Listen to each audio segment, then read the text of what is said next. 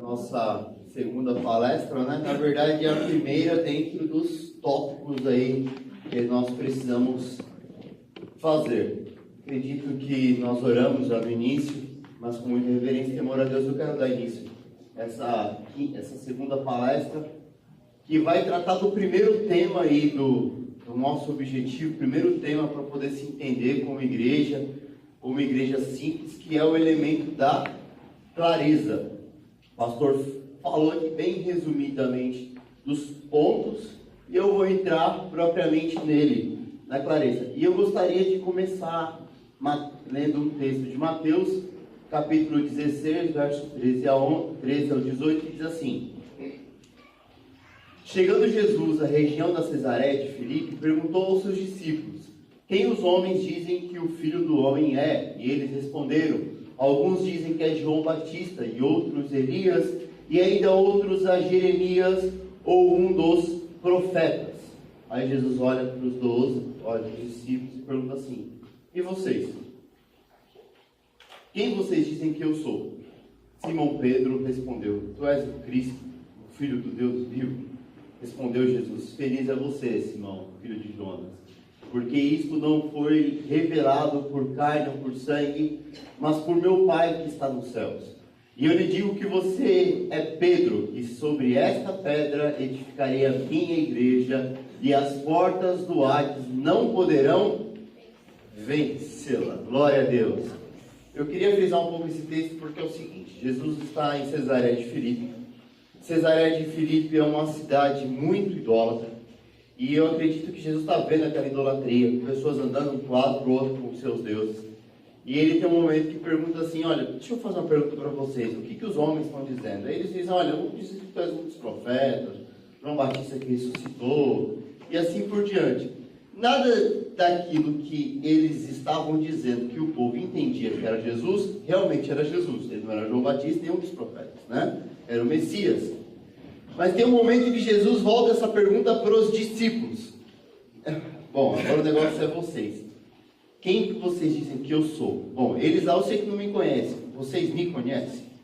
E aí Simão pega a palavra e diz: Tu és o Cristo, Filho do Deus vivo. E Jesus depois elogia e diz assim: ó, você é feliz, porque não é a carne nem o sangue que te revelou, não foi teu intelecto, não foi tuas convicções, tua matemática, foi o Espírito Santo de Deus. Logo, se é o Espírito Santo, então nós dependemos do Espírito Santo para poder entender o próprio Jesus. Amém? E aí, essa última declaração de Jesus, para mim é uma declaração muito forte, que é quando ele diz assim: e as portas do Hades, na maioria das traduções está inferno, né? E as portas do inferno não poderão vencê-la. A igreja ela tem uma missão. E aí o que dá para entender é que quando a igreja vai cumprir a sua missão, o inferno se levanta com todos os seus portais, vamos dizer assim, né? E Jesus Cristo está dizendo assim: olha, eles podem se levantar, mas não vence a gente. Nós somos vitoriosos em Cristo Jesus. Agora, para vencermos o inferno, para vencermos e cumprirmos essa missão, nós precisamos saber quem é Jesus. E para saber quem é Jesus, nós precisamos do Espírito Santo. E se em algum momento nós deixarmos o Espírito Santo de lado, tem um texto que diz, vai dizer assim: não extingais o Espírito Santo, não apagueis o Espírito Santo. Não é que a gente pode fazer com o Espírito Santo aquilo que a gente faz com a vela, né? Pega assim e apaga. Não, é que o Espírito Santo pode se afastar de nós por causa da nossa carnalidade. Então possa ser que em algum momento a gente se perdeu. E agora o Espírito Santo está nos chamando a atenção de volta, para dizer assim: eu quero revelar algo para vocês conseguirem cumprir a missão, e assim nós vamos vencer a porta do inferno, as portas do inferno. Então, esse é o primeiro texto que eu gostaria de trabalhar. E aí a gente está escutando bastante sobre o que é ser igreja, e nós estamos falando muito sobre igreja simples. Eu acho que aqui tem um bocado de gente que deve ter pegado o livro, deve ter lido o livro. O pastor emprestou esse livro para um monte de gente, algumas pessoas compraram esse livro, e a gente tem escutado muito sobre igreja simples, né? Mas o que é ser igreja simples? E uma das coisas que talvez tenha ficado na mente aí dos irmãos é que igreja simples é uma igreja sem atividade. Não é isso. É uma igreja que cortou, a gente só vai ter os cultos a partir de agora, viu? Não vai ter mais nada. Bom, também não é isso. A gente vai ver um tópico ali que é definir que é um dos tópicos que é definir, a gente vai entender que a gente precisa saber discernir e tomar cuidado com as ambiguidades. Parecer uma coisa que não é. Igreja simples, ser simples não é acabar com todas as atividades da igreja nem com sua cultura, e sim trabalhar de maneira efetiva para cumprir a missão que o nosso Senhor nos chamou, retirando do caminho tudo aquilo que nos impede. Simples não é fácil, e sim simples. Simples assim, irmão Nilton, que fica registrado aqui nos autos da igreja, definido nas últimas palestras, né, Nilton? Então, isso aqui é simples. Simples assim. Então, vamos continuar aqui.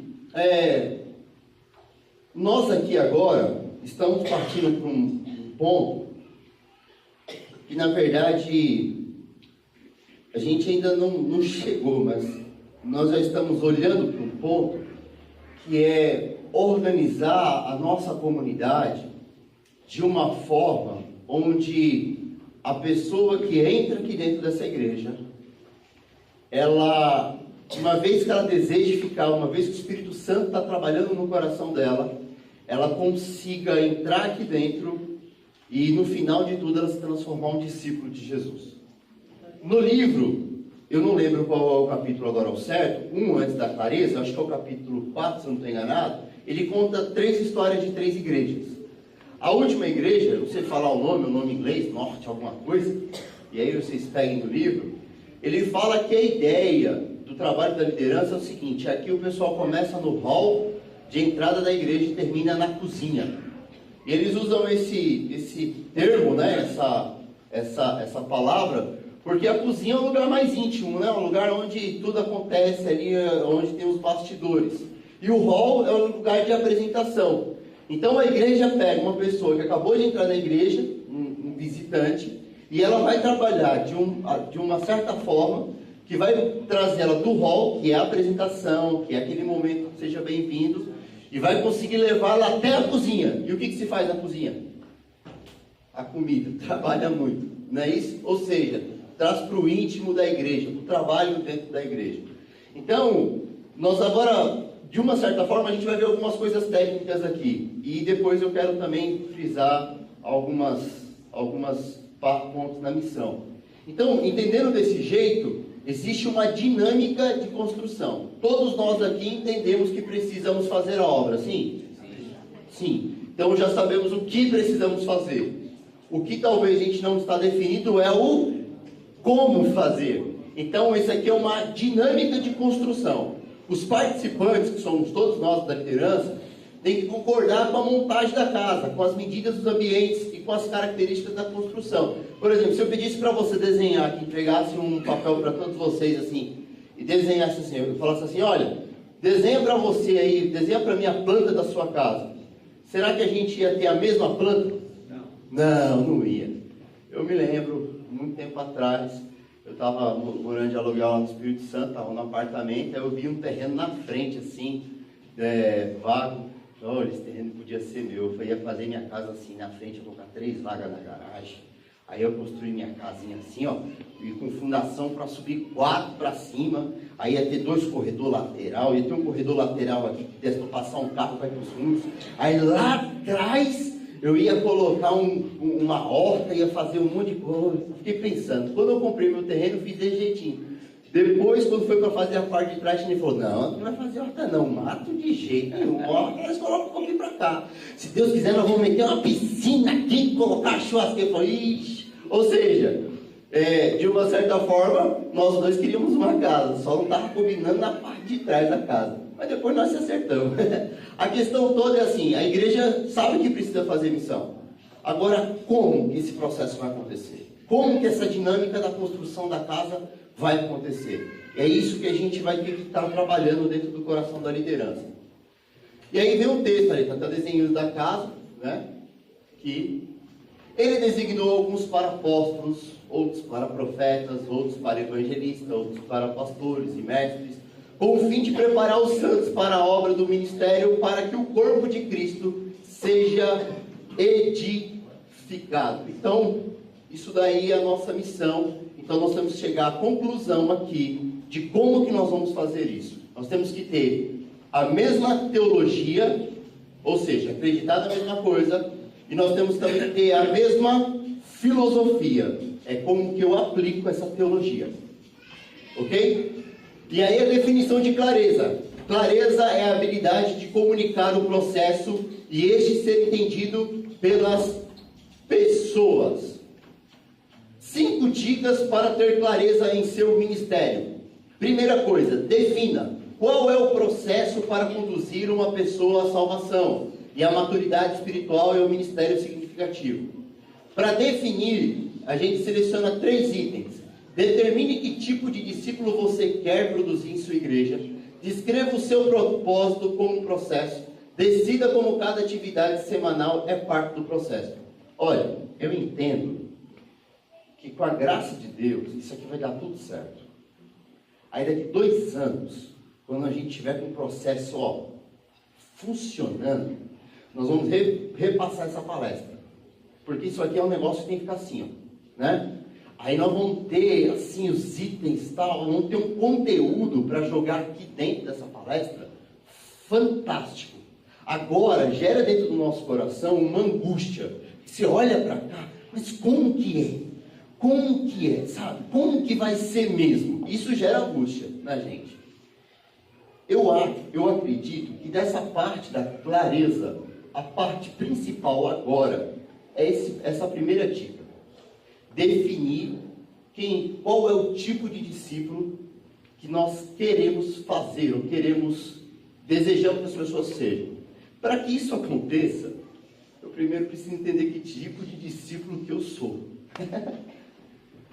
Que tipo de discípulo eu sou? E esses dias, rapaz, eu vou te falar uma coisa para você. Eu não sei se está acontecendo com os outros palestrantes. Mais pesado do que ministrar essa palestra, assim, que gera um peso, e nervosismo, mas mais pesado do que essa palestra é o que Deus tem falado ao meu coração. Sinceridade. Eu tenho olhado para o Evangelho e parece que esse Evangelho está um pouquinho, a sua essência, na sua totalidade, parece que está um pouquinho longe. Eu defino o Evangelho na vida de uma pessoa de 2 maneiras. A primeira é aquela que ele aprende as coisas. Quando a gente entra na igreja, a gente aprende um monte de coisa. A gente entende que quem foi Abraão, quem foi Isaac. Aqui dali é tudo legal para nós, né? Então, os 12 patriarcas. A gente aprende um monte de coisa. Mas tem uma hora, que depois que a gente aprende, Deus nos chama para viver aquilo. Essa é a parte difícil. Essa semana me veio um texto à mente, no momento de oração. Aquele texto de Mateus 13, 44, seja isso. E Jesus conta uma parábola assim, um homem, o reino dos céus é como um tesouro escondido dentro do campo. O homem descobriu o tesouro dentro do campo. O que ele faz? Ele vende tudo que ele tem. Ele vende tudo que ele tem para comprar aquele campo por causa daquele tesouro que está lá. Ou seja, ele entrega tudo por causa do tesouro. Eu olhei para aquele texto e pensei assim, paz, eu quero entregar tudo, mas isso ainda não aconteceu. Essa verdade dentro do meu coração ainda não tomou o meu ser. E olha, se você lê o livro, se você vê a história dessas igrejas que passaram por um processo de transformação, todos esses processos foram devido a muita angústia e frustração. Por que angústia e frustração? Porque os pastores dessas igrejas olhavam para a igreja e diziam assim, a igreja não está sendo igreja. Nós não estamos conseguindo alcançar. O que é que está acontecendo? E aí esses pastores pararam. Não, a gente precisa de uma reflexão. E aí, algumas das histórias diz que levou 6 meses, outra 1 ano de reflexão até chegar no ponto. E a conclusão é, precisamos voltar a ser uma igreja simples. E qual é a simplicidade da igreja? Pregar o verdadeiro evangelho de Jesus Cristo. É só isso. Isso me fez lembrar uma coisa. Em 2010 eu tinha 22 anos, acho que é isso. Eu tinha 22 anos e como sempre acontece na promessa, às vezes tem pastor que sai e tem igreja que fica desfalcada, né? E eu lembro que faltava 3 meses para o final do ano e aí faltava um pastor para a igreja. E nós começamos a orar, Deus enviou um pastor para cuidar de Itacibá e tal, pelo menos no ano, era de 2009 para 2010, lembrei. Aí, rapaz, nós oramos a Deus, pedimos. Aí o pastor Williams era diretor, né, da região, falou assim: ô obreiro, você não quer tomar conta da igreja não? Até nós conseguimos aí um pastor, tal e tal. Nossa, rapaz, vou orar, né? Primeiro, tá. Mas ó, a empolgação lá em cima. Bom, disse sim, fui tomar conta da igreja. Bom, fiquei até o 7º mês. Depois o negócio apertou muito, as atividades do serviço com as atividades da igreja estavam muito sobrecarregadas. Eu, no final do ano, pastor, isso é o último ano que vem tem que vir alguém. Aí veio outra pessoa. Pensando em tudo isso, hoje eu estava conversando com o pastor Fabiano semana passada. Eu disse: rapaz, o que a falta de maturidade faz com a gente? Porque hoje eu penso que, naquela época, quando eu assumi a igreja, eu pensei de manter as atividades da igreja. Eu pensei que administrar a igreja, ou pastorear a igreja, era manter a igreja funcionando, no sentido das suas atividades. Abrir sábado, domingo, manter as programações.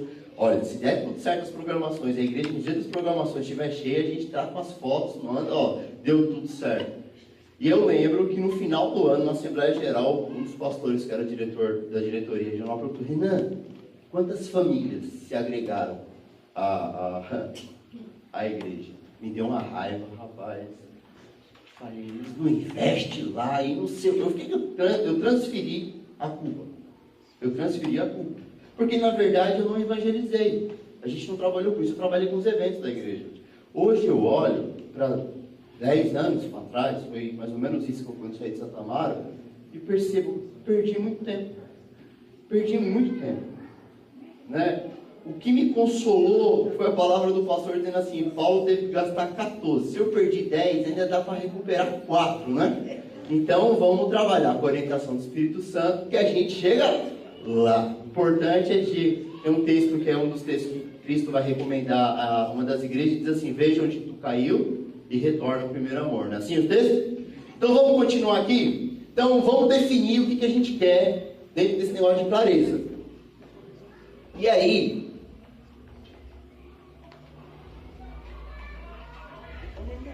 pode falar, irmã. Pode falar no microfone aqui para gravar. Tá bonitinho. Falando em clareza, ontem eu me deparei com duas questões que eu fiquei sem saber o que fazia. Mas aí eu falei assim: eu não vou agir como membro, eu vou agir como cristão. Na hora que a gente estava lá na cozinha, chegou uma senhora, que ela era da nossa igreja, mas eu não conhecia. E alguém falou assim: ó, a irmã aqui quer esquentar a marmita dela. Aí tipo assim, não, falou assim: essa mulher aqui quer esquentar a marmita dela. Aí na minha mente eu falei: mas peraí, quem é essa mulher? Depois eu falei assim: não interessa quem é a mulher. Ah, irmão, pode esquentar a sua marmita aí, né? Na hora, eu falei: não, pode esquentar. Mas eu fiquei comigo: será que eu errei? Será que eu acertei? Mas eu penso como cristão, acho que como cristão eu acertei. Aí nós estávamos lá fora, aí passou uma senhora vendendo umas balas. Aí comprou uma tal, ninguém quis. Aí ela falou assim: escuta, vocês aí doam a roupa?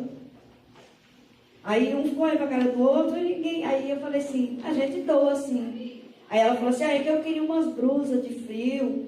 Aí eu falei assim: ó, blusa de frio vai ser difícil, porque como agora é inverno, todo mundo a gente já acabou doando, mas ela falou: mas e blusinha? Aí eu falei assim: ó, você entra lá dentro, fala com a Marta é encarregada sobre isso. Então, assim, a impressão que eu tenho é que eu estou tomando a parte das diaconisas, porque essa parte não caberia a mim. Mas aí eu não penso como diaconisa, eu penso como cristão. Então eu mandei ela procurar a pessoa certa. Mas eu me pergunto: será se isso é certo? Será se é a medida certa? Será que estou fazendo a coisa certa? Bom, vou aumentar suas perguntas. São essas perguntas que tem que levar a gente a uma reflexão com mais clareza, né? Mas vamos pegar aqui esse ponto. Ó, nós chegamos num ponto aqui dessa palestra. Que tipo de discípulo eu sou? Se eu entender que eu sou um discípulo de Cristo, que é o que Cristo quer de mim, então eu vou entender que do jeito que eu faço, eu quero que os outros façam também. Então eu vou pegar a outra pessoa que está lá fora, ou eu vou conduzir os pecadores lá de fora a serem discípulos como eu, para serem discípulos como Cristo. Paulo em um momento vai dizer assim: sejai meus imitadores, assim como eu sou de Cristo. Então o ponto alto dessa clareza aqui: que tipo de discípulo você é? E aí, dentro disso, eu separei 3 textos que para mim falam muito forte. O primeiro deles é o seguinte, é Mateus capítulo 4, versículo 35, que diz assim: Jesus foi por toda a Galileia, ensinando na sinagoga deles, pregando as boas novas do reino e curando todas as enfermidades e doenças entre o povo. Cristo anunciava o reino de Deus dentro de três tônicas, dentro de três vertentes. Uma era ensinando, a outra era pregando e a outra era curando. Então havia, vamos agora de trás para frente, havia manifestação do poder de Deus onde eles estavam. Havia uma pregação do Evangelho. Eu entendo que aquelas pessoas que nunca ouviram falar de Jesus, que não estavam entendendo, recebiam uma palavra poderosa de conversão, uma palavra de chamado, e eles também faziam o quê? Eles ensinavam. E aqui eu pego que é o discipulado. Então o reino de Deus consiste nessas três vertentes: ensino, pregação e o poder de Deus sendo derramado. Por que o poder de Deus? Porque o poder, os milagres, são sinais do reino de Deus. Sinais é o seguinte, ainda não chegou, mas o sinal eu já estou vendo. Já está chegando, porque nós vemos o poder de Deus acontecendo. A gente vê o poder de Deus sendo executado. Então, esta é a pregação do Evangelho. As curas, a pregação e o ensino. Então, se você é um discípulo de Jesus, você tem que ministrar o poder de Deus, você tem que pregar a palavra de Deus e você tem que ensinar a palavra de Deus.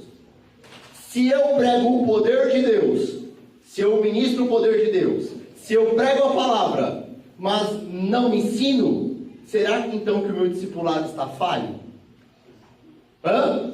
Se eu ministro o poder de Deus, mas eu não prego e nem ensino, será que o meu discipulado está falho? Se eu prego e ensino, mas não tem poder de Deus, será que o meu discipulado não está falho? Você, como discípulo de Jesus, você tem visto o poder de Deus, tem pregado o poder de Deus e tem ensinado?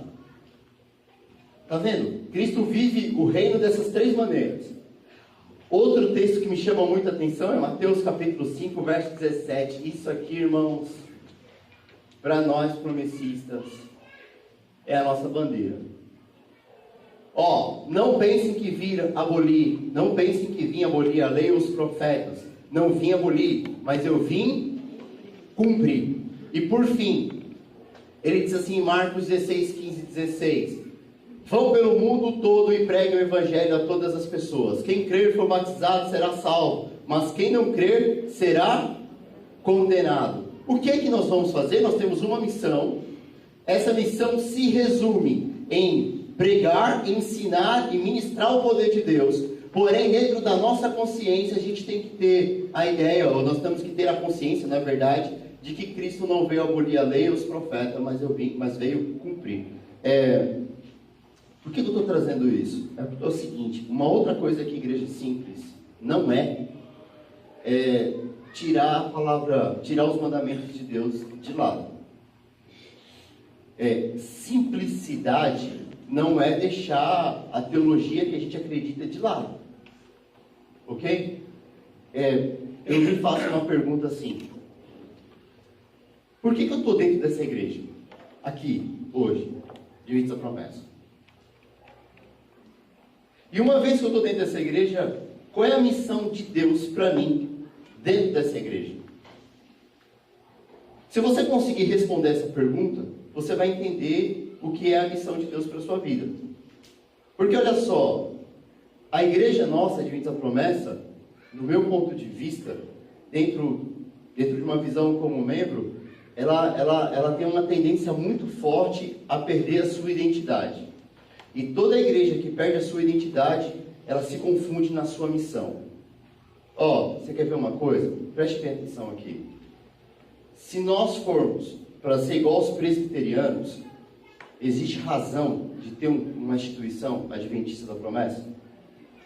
A gente se junta com os irmãos, vamos fazer um trabalho com eles.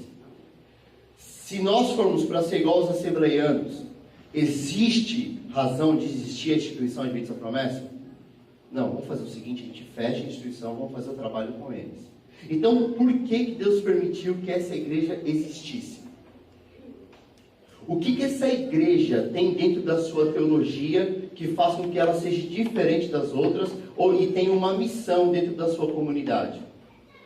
Quando eu penso nisso, eu olho para Mateus capítulo 5, verso 17.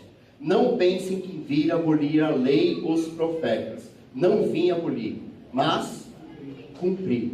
Eu vejo gente assim, olha, preste bem atenção. Eu já vi crente da nossa igreja mais ou menos assim. A pessoa está lá no mundo sofrendo. Aí o que você faz? Você prega que Deus é poderoso. Você prega os sinais de Deus. Vamos lá, Deus pode mudar a sua vida. Aí você pega o indivíduo e traz para cá. Aí a pessoa escuta a pregação da palavra. E ela vai, Deus pode te abençoar. E Deus muda, e Deus morreu na cruz por amor a você. E a pessoa recebe aquela palavra e diz, olha, existe alguém que me ama, que se importa comigo, esse alguém é Jesus, eu quero aceitar Jesus. Aí Jesus faz uma obra maravilhosa na vida dessa pessoa. Pronto. Aí ela aceitou Jesus, chegou até se batizar. Qual é o próximo passo?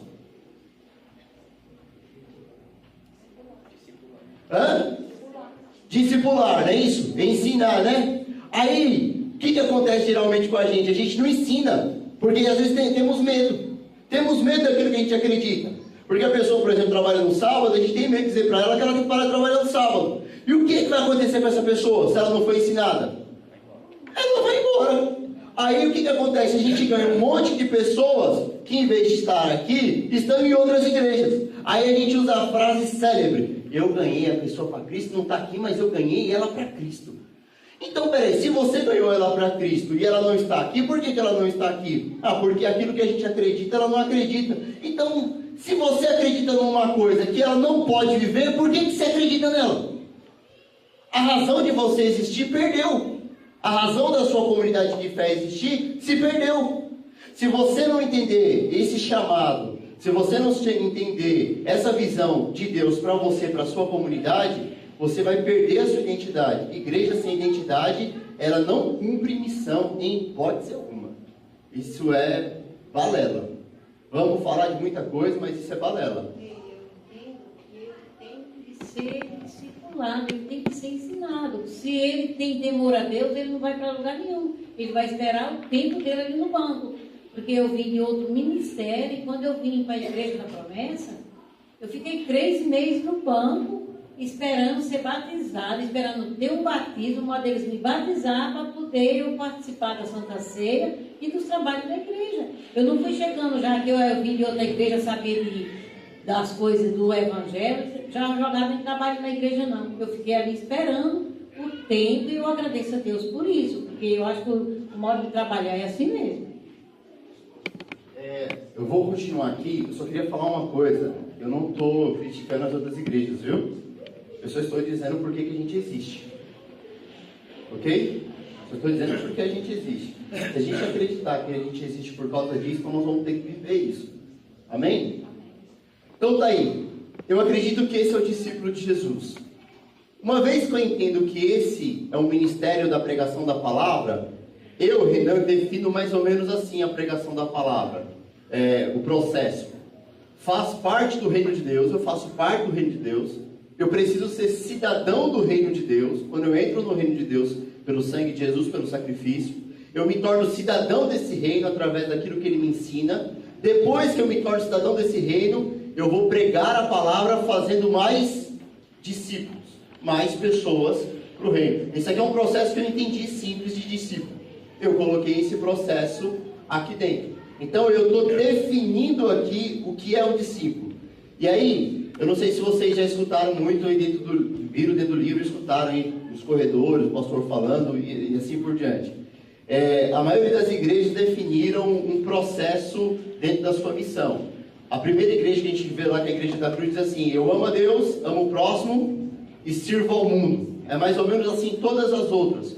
Por quê? Porque eles entenderam o processo. O primeiro ponto do processo é eu me torno discípulo, eu tenho que amar a Jesus. Depois, eu vou amar o meu próximo. E depois eu vou servir ao mundo pregando o Evangelho dentro daquilo que eu amo a Deus, dentro daquilo que Cristo me transformou. Pronto, eu cheguei no discipulado. Então eu preciso me definir, e aqui no caso, dentro do nosso contexto aqui, promessista, o que é um discípulo de Jesus. O que é um discípulo ser discípulo para você.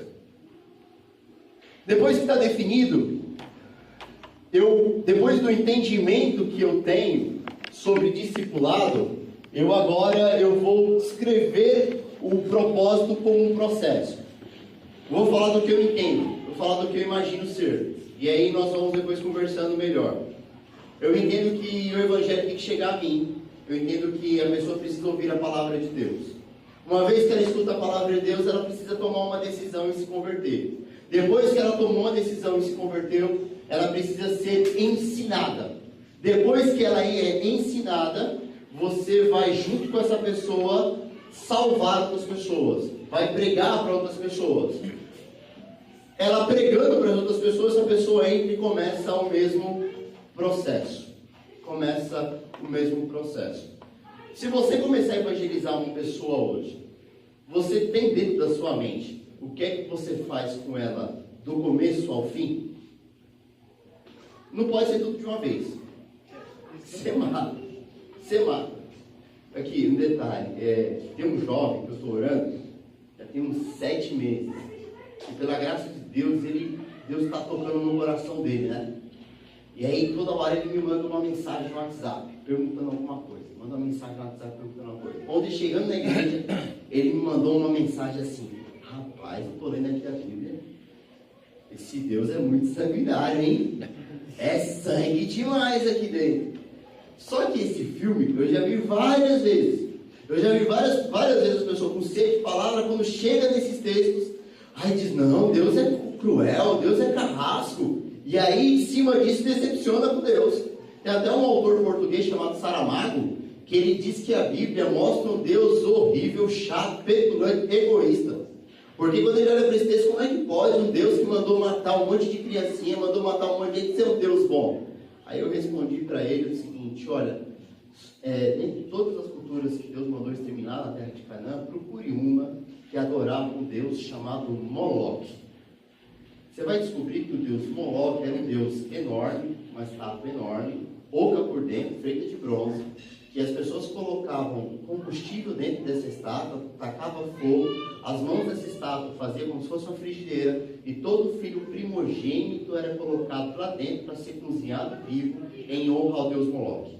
As mães, quando não queriam cozinhar os seus filhos vivos em honra ao Deus Moloque, os espíritos encarnavam os sacerdotes e assim conduziam ou convenciam as mães a fazerem isso, porque assim traziam paz e prosperidade. Te pergunto, qual é o teu sentimento com relação a esse tipo de gente, esse tipo de comunidade? Eu tenho certeza que lá do outro lado, lá do WhatsApp, falando: não, tem que morrer mesmo. Tem que morrer mesmo. Mas olha, tem mais.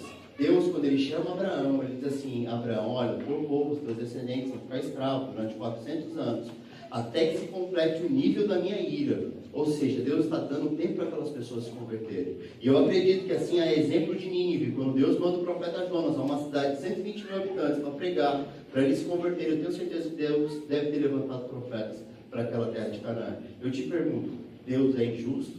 Aí ele respondeu: não. Respondi. Ou seja, tudo tem o seu passo a passo. Tudo tem o seu momento. Defina a pregação do Evangelho, nós como igreja precisamos definir o nosso propósito de evangelização como um processo. Pegamos a pessoa, entrou aqui a pessoa, nós vamos mandá-la para onde? Nós vamos fazer o que com ela? Então, quando nós tivermos isso definido, tem que acontecer desse jeito, é um processo, é um passo a passo. Bom, definimos os discípulos. Aí é o seguinte, aqui é com relação à igreja. Isso aqui é uma passagem aí do livro. As suas atividades têm que estar submissas ao seu processo ministerial. Elas são ferramentas para facilitar o processo de crescimento espiritual. As atividades que tem que trabalhar a favor do seu processo e não o contrário. Ponto 1. Todas as atividades devem existir para cumprir com a missão do discipulado. Ponto 2. Toda atividade que atrapalha ou sobrecarrega o processo de crescimento da igreja deve ser eliminada. Ponto 3. Nenhuma atividade deve ser mantida por tradição e está atrapalhando o processo de discipulado. Cuidado com a idolatria. Vamos lá. Isso é mais difícil. Vamos lá aqui, preste bem atenção. Vamos dizer o seguinte: vamos pensar como uma agência de missões. Como que a gente faz para salvar pessoas? Como é que a gente vai? Vamos desenhar a nossa igreja aqui. Vou compartilhar aqui. Eu estava pensando umas mudanças, sabe? Uma das mudanças que eu estava pensando era no culto de domingo. Eu posso compartilhar, né? Só hipoteticamente. Eu pensei assim, ó, que o culto de domingo podia ser diferente do culto de sábado. O culto de domingo geralmente é um culto que a gente traz visitantes, né? Porque sábado o pessoal trabalha, então a gente traz visitantes no domingo à noite. Aí eu pensei assim, que o culto de domingo podia ser assim, ó. Deu o horário de começar o culto. Aí tá o Johnny aqui, ministro louvor. Aí ele já pega o microfone. Paz do Senhor, irmãos. Ó, seja bem-vindo, é um prazer, Jesus te ama. Diga ao pessoal que está do seu lado aí, você é importante para Jesus. Olha que bênção. Vamos adorar ao Senhor nesse momento. O grupo de louvor já está todo aqui. Aí nós começamos a cantar. Nós cantamos e cantamos. Ele já deu início. Cantamos, adoramos a Jesus, se derramamos. Aí quando o pessoal está se derramando pelo poder do Espírito Santo dos louvores, aí lá vem o Fabiano, aquele homem forte, com o microfone aqui, vai pegar aquela palavra poderosa e chama a pessoa para conversão, para uma decisão. Jesus te ama, o diabo não vale nada e tal, deixa esse negócio, a pessoa está tocada. Finalizou a mensagem aqui, o grupo de louvor agora vai ministrar. Olha, o Johnny pegou o microfone de novo. Deus habita no meio dos louvores. Deus escutou sua oração. Aí ministramos sobre toda a igreja aquele momento de oração no final. Você quer tomar uma decisão? Eu quero orar por você. Aí a pessoa levanta. Olha, você aceitou Jesus? Ele fala assim, oramos para aquela pessoa, né? Festa no céu, isso, aquilo tudo. No final você vai descer e vai encontrar um quiosque aqui embaixo. Lá vai ter umas pessoas que vão te aconselhar, vão pegar o seu nome, o seu telefone, tal. Aí o diácono, a diaconisa, se for homem, diácono, se for mulher, diaconisa, guia essa pessoa no final do culto. É um prazer ter você aqui. Gostaríamos de fazer uma visita a você e tal. Pronto. Simples aí, né? O culto de domingo, bem simples. Diferente do nosso tradicional, não é isso? Nosso tradicional é bem diferente. Nós temos todo todo ritual. Ó, lá no Espírito Santo tem uma igreja batista enorme, cara. Acho que tem uns 3 mil membros. Eu congreguei lá um domingo. Você sabia que no domingo eles não tiraram oferta? Aí eu pensei, rapaz, como é que paga isso aqui? Tudo isso. Aí eu vi que nas paredes tinha umas bocas de lobo. Tipo boca de lobo, né? Um negocinho, né? Como é que chama aqui? Colocava o envelope lá das ofertas. Isso. Aí eu descobri que eles já estavam comprando um terreno que valia milhões para aumentar a igreja. Eu falei, não, com certeza essa igreja tem renda. Mas eles não perdem a oferta no domingo. Eu não estou dizendo para tirar a oferta de domingo, eu só estou falando de um modo simplificado das coisas acontecerem para aqueles visitantes que a gente recebe. Ou seja, uma vez que o visitante veio, gostou, pegamos o telefone, aceitou Jesus, qual é o próximo passo? Aí alguém pode dizer assim, por exemplo, para nós, né? Eu amo os hinos do brado. Ei, ó, escuta aí. Eu amo os hinos do brado. Nas minhas devocionais, eu pego os hinos do brado. Porque até então, os hinos do grupo de louvor não tem no livrinho ainda. E como eu não me lembro deles todos, então eu canto o livro do hino do brado. Alguém pode dizer assim, não, mas nós tradicionalmente cantamos o hino do brado no começo de todo o culto. É ou não é? É? Nós temos que fazer aquele processo aqui, que é aquele processo assim, ó, eu leio o texto, passo para o intercessor devolve a bola para mim, para depois eu passar a bola para o grupo de louvor. A gente não pode acabar com isso. Por que não pode? Só estou fazendo uma pergunta. Entende? Só estou colocando para nós. Será que eu só estou falando da liturgia, não estou nem falando do andamento da igreja, só estou falando um pouco da liturgia. Eu tenho que identificar as atividades, as atividades devem existir para cumprir a missão do discipulado. Eu não posso, escute só, eu não posso pegar uma atividade e tentar encaixá-la no processo. O processo tem que gerar a atividade. Entende o que eu estou querendo dizer? Se eu tenho uma atividade que atrapalha o processo, eu tenho que cortar. E quando eu corto, às vezes eu coloco nesse pontinho aqui, ó. Não, nós já fazemos isso há tanto tempo. Jesus Cristo, ele combate muito isso dos fariseus, sabia? Fala assim, ó, vós invalidais o mandamento de Deus por causa das vossas tradições. Irmão, eu acredito que da clareza, essa é a parte mais importante. Pelo menos nesse momento, nesse contexto nosso. Mas eu vou continuar aqui e os outros são mais rápidos. exemplifique. Quando a gente tiver um processo definido, e aí acho que a Jane vai falar um pouco disso no movimento, essa parte faz muito link com a parte do movimento. Quando a gente tiver um processo definido, o que nós vamos fazer? A gente vai ter que exemplificar. Nós vamos ter que colocar os nossos propósitos como parte do processo. Por exemplo, se o nosso propósito é ganhar as pessoas, ensinar as pessoas e fazer com que elas preguem o Evangelho, eu não posso ter para cada propósito 15 processos. Eu preciso ter a mesma quantidade de processos para a mesma quantidade de propósito. Por exemplo, como é que eu faço para uma pessoa amar a Jesus, conhecer a Deus? Aonde que eu levo ela para ela conhecer a Deus? Valendo! Na igreja, no culto, irmão. Não precisa ser nem culto especial. Pode trazer ela aqui no domingo, no sábado, que a gente ora a Deus. A gente não busca Deus? Não busca? Então ela vai conhecer a Cristo aqui nesse culto. Não precisa ser culto dia do amigo, dia dos pais, dia do dia que for. Coloca na sua mente. Não precisa. Pode ser nesse culto aqui. Ela vai conhecer Jesus. Ela vai ficar mais Jesus nesse culto. Então, a quantidade de propósitos tem que ser igual à quantidade de processos. Aí depois que a gente tiver os processos e os propósitos definidos, nós vamos ilustrar a progressão disso. O que é a progressão? Eu não sou convertido, tá? Vou dar um exemplo. Entrei aqui dentro dessa igreja de Santa Marta.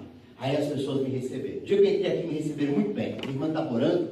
Eu vinha de uma igreja que não orava direito.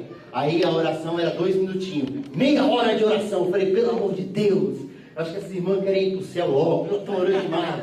Não para de orar. O Lloyd abriu lá o portão. Aí teve um ensaio prévio aqui do grupo de louvor. Lá veio o Robson dando risada. E aí, rapaz, dá um abraço. Ninguém me deu um abraço na outra igreja lá. Me deu uma vontade de chorar terrível. Aí eu vim para esse outro lado aqui. O negócio foi maravilhoso. E aí? Depois? Aí eu já estava impactado, cara. Eu já estava impactado. Aí eu perguntava, você vai congregar aqui? Eu falei, rapaz, daqui eu não saio nunca mais, meu amigo. Vou vir todo sábado para cá. Aí agora eu preciso ser ensinado, discipulado. Todas as igrejas que eu observei deste livro aí e que passaram pelo processo simples estão trabalhando com um negócio chamado PG. Todas.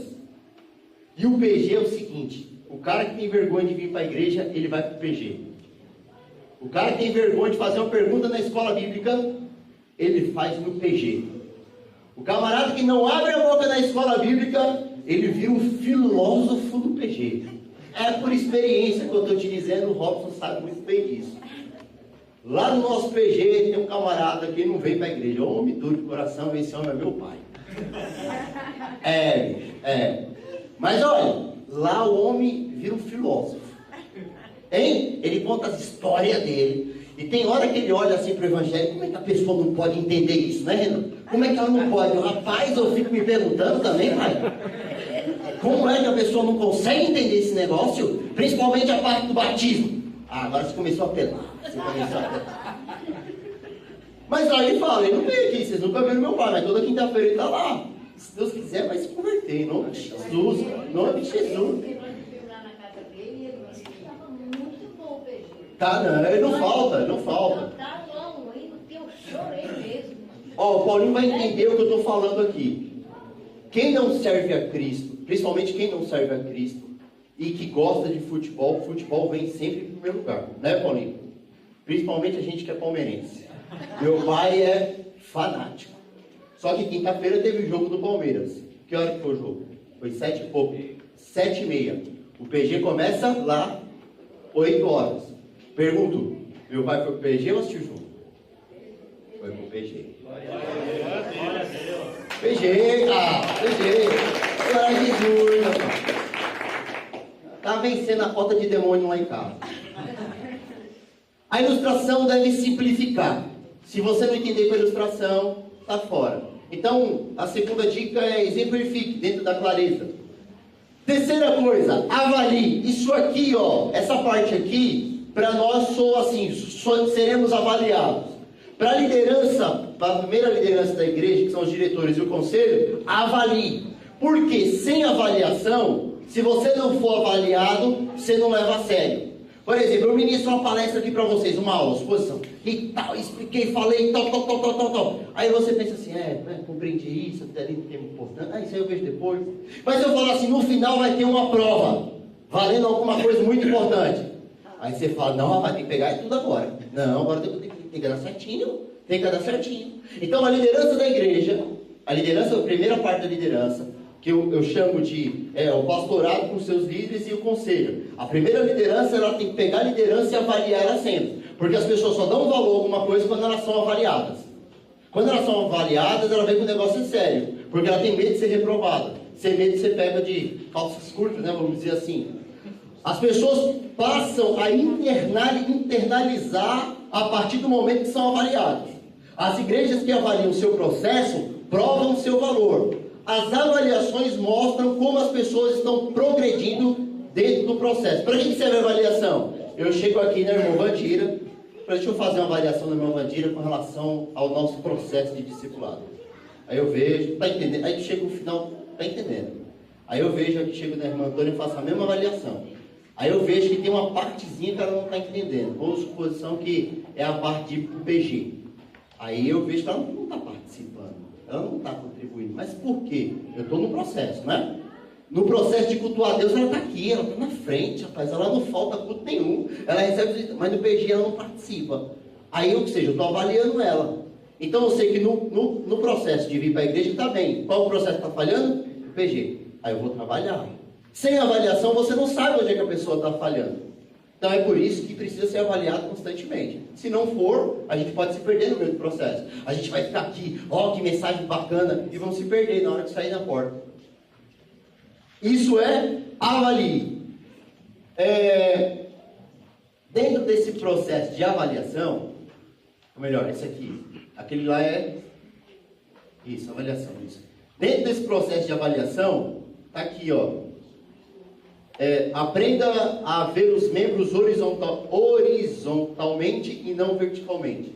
Avalie a frequência em cada nível e estágio do seu processo.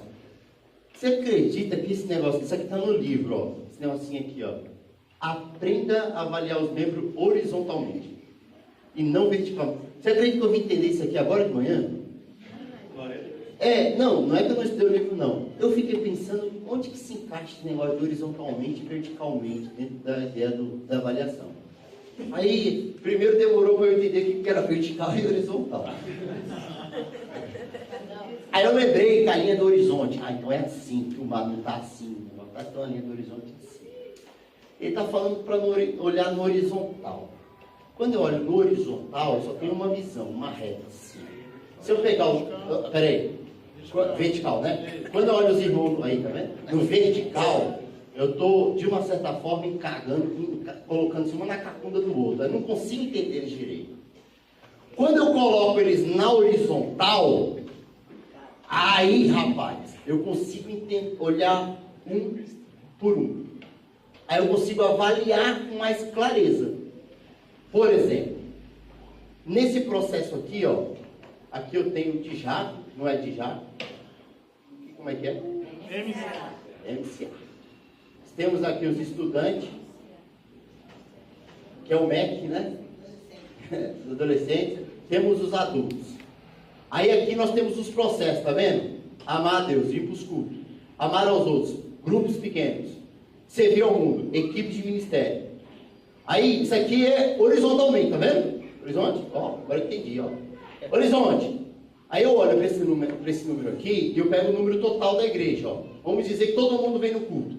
Então esse aqui é o número total da igreja. Aí eu olho dessas pessoas que vêm no culto, das crianças, quantos participam do pequeno grupo? Quantos participam dos ministérios? Aqui poderia ser mais ou menos assim. Nós temos o culto e nós temos também a semana que vem temos o quê?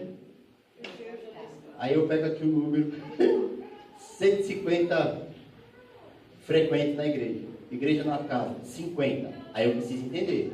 Tem alguma coisa errada falhando desse processo para esse processo aqui. Se o culto está vindo todo mundo, onde é que eu preciso trabalhar no entendimento da igreja no processo?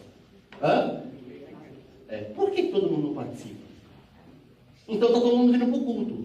Aí tem gente que é o contrário também. Tem gente que gosta de fazer a visita e só vem no dia da visita, mas não vem para o culto. Aí eu tenho um número maior no dia da visita, mas no dia do culto não tem. Por quê? Aí eu tenho que trabalhar essa pessoa. Ela tem alguma coisa dentro do fluxo da cabeça dela que ela não está entendendo o processo. Aí eu preciso trabalhar isso. Isso aqui esse tópico 3 aqui é principalmente para a liderança. Para nós, né? Que somos toda a liderança, e para a liderança maior. Aí eu ali, 4 pontos. Falta quanto tempo aí para acabar a palestra?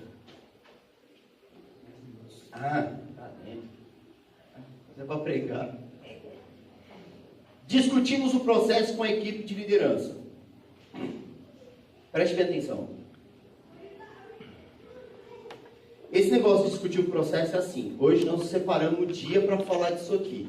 Nossa cabeça vai sair daqui cheia desse negócio, não vai? Vamos dizer que passou 2 semanas, a gente não tocou nesse assunto. Se o pastor, que é incansável, não mandar aquelas mensagens, 6 horas da manhã ele manda mensagem. Todo mundo recebe essas mensagens 6 horas da manhã? Ele entende que todo mundo trabalha cedo, né? Ele manda mensagem. É ou não é? É. Esses dias meu despertador falhou, eu falei, pode ficar tranquilo. O WhatsApp vai tocar. É um homem incansável.